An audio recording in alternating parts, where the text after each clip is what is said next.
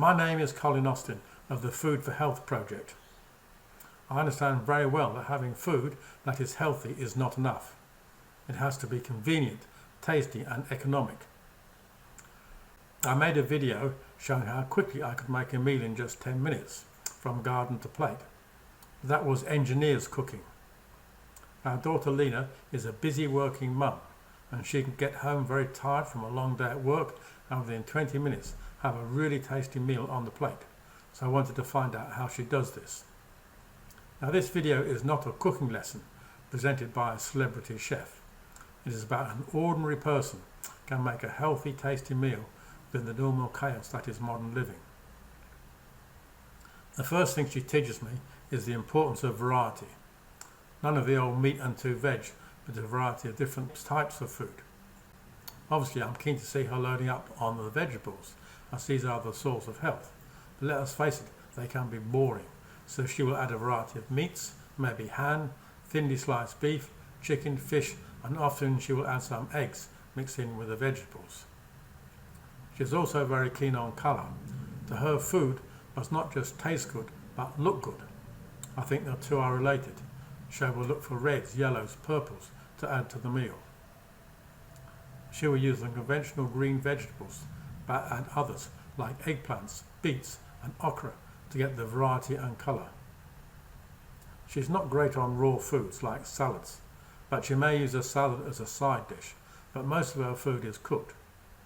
She's not locked into any particular type of cooking. She does use conventional boiling, but this is not the way I was brought up with boiling. She uses it to extract the flavour from what she's boiling to make a broth. It seems that broths are a very central part to her cooking. Naturally, with her background, she does a lot of stir frying, but this is done very quickly and is typically to add flavour and some oil to her vegetables. Naturally, she'll add some spices and herbs to increase the flavour, but with several people with different tastes around the table, she won't make the main dishes too hot and spicy, but she will prepare a small side dish which is really hot, so people can just add as much as they like to suit their taste. Again, she likes to use garlic as the flavouring, but her mum is not a garlic person, so again they go into a side dish. I see that she may do what I call a flash stir fry to get some fatty flavour in, then cook properly in a pressure cooker.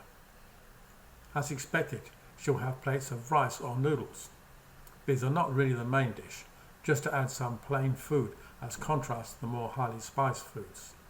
This means that the family can adjust the strength of the taste to suit themselves. Contrast seems a keen part of her cooking, not just the sweet and sour we are used to in Chinese restaurants, but whatever she cooks, she'll seem to try and get a contrast to add variety. She does have what we think of as conventional Chinese dumplings. There are many different varieties, but she still have the contrast of a highly flavoured meat or vegetable inside against the outer pastry. Again, she will make spring rolls with either meat or vegetable centres. These are often served for breakfast with various types of porridge based on different seeds. Again, she will use tofu and other more bland foods as part of the contrast approach. When she's in a hurry, she will make a quick pancake with a collection of ingredients that she just happens to have available. Desserts are not too big a thing for her cooking, but she will use a fair bit of fruit in her main meal as part of the contrast approach. I think she must use every way of cooking known, but the amount of time she spends on the longer cooking times like roasting and baking seems to be limited to the days when she has more time. If she has time, she may make a slow cook hot pot ready for when she comes home. I think she would like to spend more time on the slower cooking methods like roasting and baking. I think time pressure gets to her.